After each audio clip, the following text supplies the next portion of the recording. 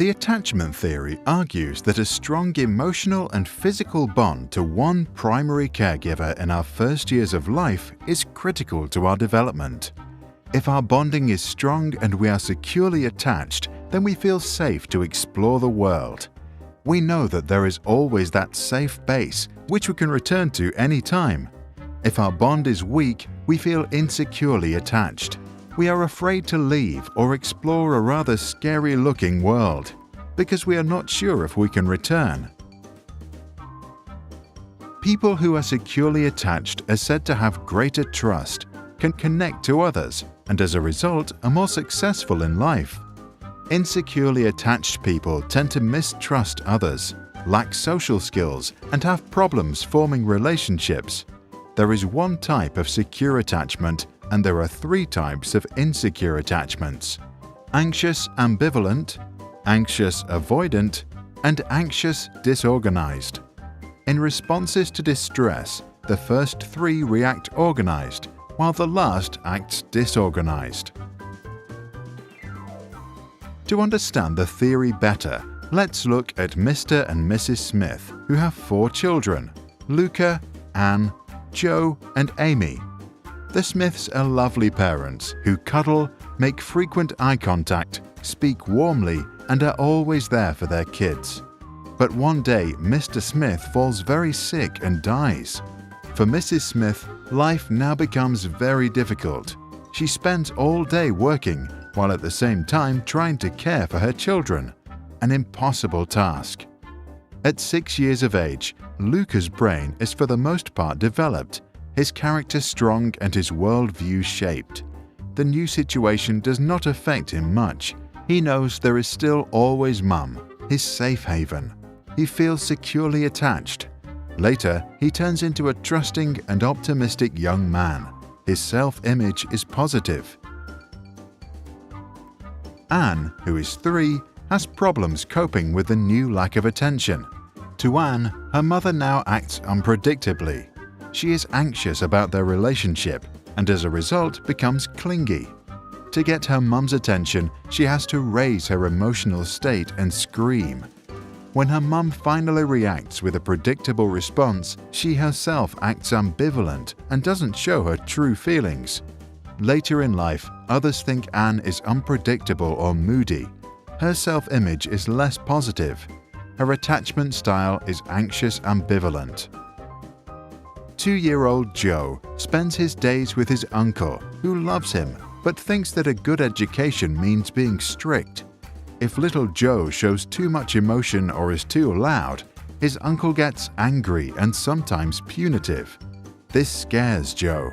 He learns that to avoid fear, he has to avoid showing his feelings, also in other situations. As an adult, he continues this strategy and has problems entering relationships. His image of himself is rather negative. His attachment is anxious avoidant. Amy, who is just 1 year old, gets sent to a nursery. The staff there is poorly trained, overworked, and often very stressed. Some are outright abusive. Amy therefore becomes anxious of the very people she seeks security from, a conflict which totally disorganizes her ideas about love and safety. As she is experiencing fear without resolution, she tries to avoid all social situations.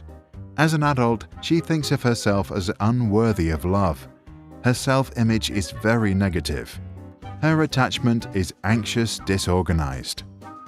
Our attachment is formed in the very first years of our lives, a time when we are too young to communicate our anxiety and as a result can experience high levels of stress.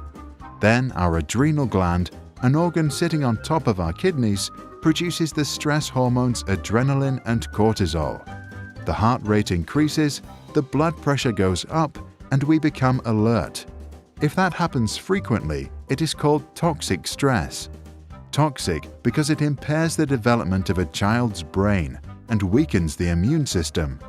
In embryos or at a very young age, toxic stress can even switch the expressions of genes, which can affect our health many decades later.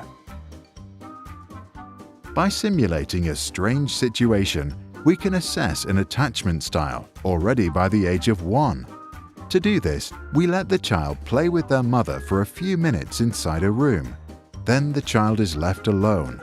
The key moment is the child's reaction when her mother returns. Securely attached children first usually hug their mother, then can calm down and eventually get back to playing. Insecurely attached children can be ambivalent and avoidant. Some can't stop crying or refuse to continue playing. The long-term effects of our attachment in the early years are well documented. Using the theory, researchers at Minnesota University were able to predict already at age 3 if a child would drop out of high school with 77% accuracy. In another study, undergraduates at Harvard were asked to assess how close they felt to their parents.